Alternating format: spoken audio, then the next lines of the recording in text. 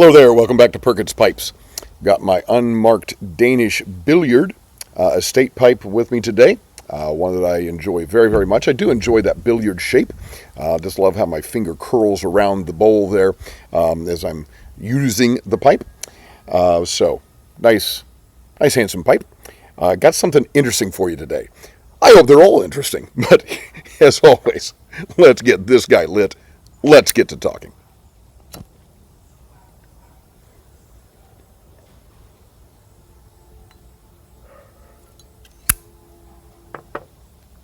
This is another blog post of mine that I'm going to share from several years ago.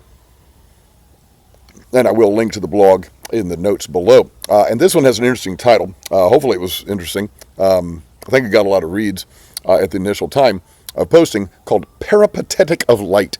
And I had posted in the blog a Calvin and Hobbes cartoon in which the little boy, Calvin, is talking to his stuffed tiger that has come to life in his imagination.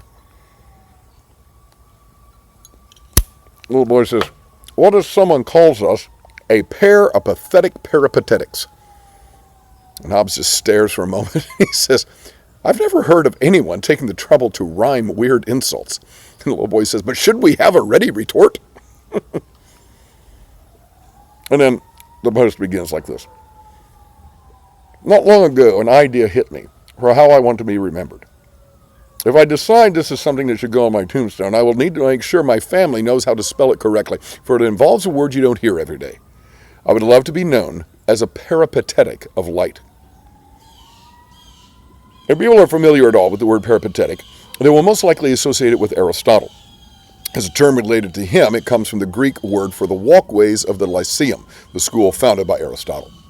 There's also the thought that the word in this context derives from the fact that Aristotle liked to walk around as he talked.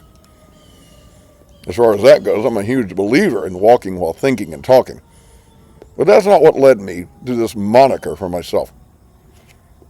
The Greek word peripatetikos simply means related to walking around. And this was what caught my eye while reading a passage from the first letter of John. Not long ago, I was reading 1 John chapter 1, verses 6 through 7, which in the English Standard Version reads as follows. "If we say we have fellowship with him while we walk in the darkness, we lie and do not practice the truth. But if we walk in the light, as he is in the light, we have fellowship with one another, and the blood of Jesus, his Son, cleanses us from all sin." The language teachers are forever talking about how the nuances of one language cannot be expressed in another, a point I explored in some depth in another post. And this is why Christian teachers and preachers will often refer to the Hebrew or Greek text of a biblical passage.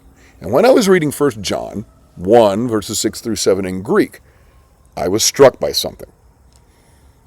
Now, I quoted the whole passage, but there were two phrases that I highlighted in the blog post, and they were en to skote peripatomen, en to photi peripatomen. And I go on. The highlighted parts are where John talks about walking in darkness and walking in light. And he uses the verb that literally means we walk around, peripatomen. That's what I want to be. I want to be someone who walks around in the light.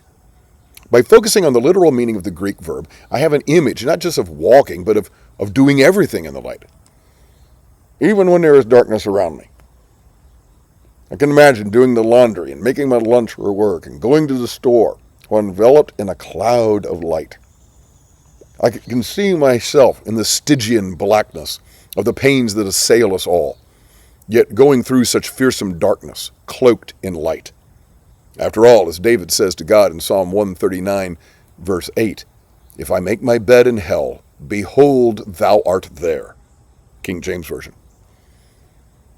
Years ago, I taught with a woman named Jeannie McNew, who taught English and theory of knowledge at our school, while also sponsoring the philosophy club. She was certainly a peripatetic in the Aristotelian sense of the word, and shared her great interest in science and philosophy with her students.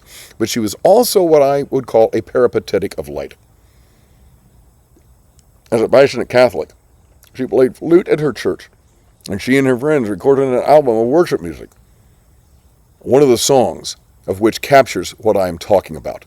And the song is called I want to live in the light. And if I can, I'll link to it in this video.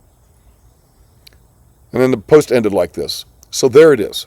I want to be a peripatetic of light because I want to have fellowship with Jesus. And if he is in the light, then that is where I want to be too.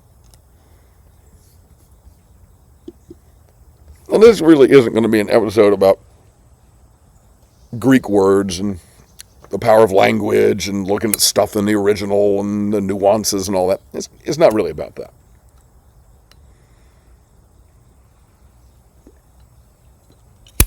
But it is going off a little bit on that idea of walking around. Peripatetic, we walk around.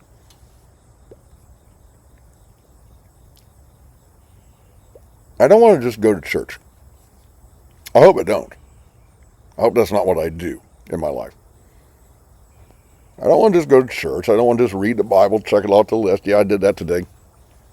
Pray once or twice. Yeah, I did that today. Check it off the list. And then go on my merry way. Right? I want to do what John was describing. I want to walk around in the light. I want to smoke my pipe in the light. I want to record videos in the light. I want to have dinner with my friends and my family in the light. I want to play golf in the light and throw darts in the garage with my son in the light. I want to send cute little videos of fun little creatures in our woods behind us and on our deck to our daughter, who always calls everything a fluffy.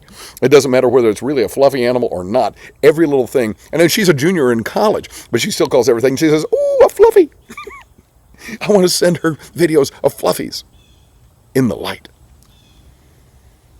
In other words, I want my whole life to be just in and around and through the light of Jesus Christ. That's my goal at any rate.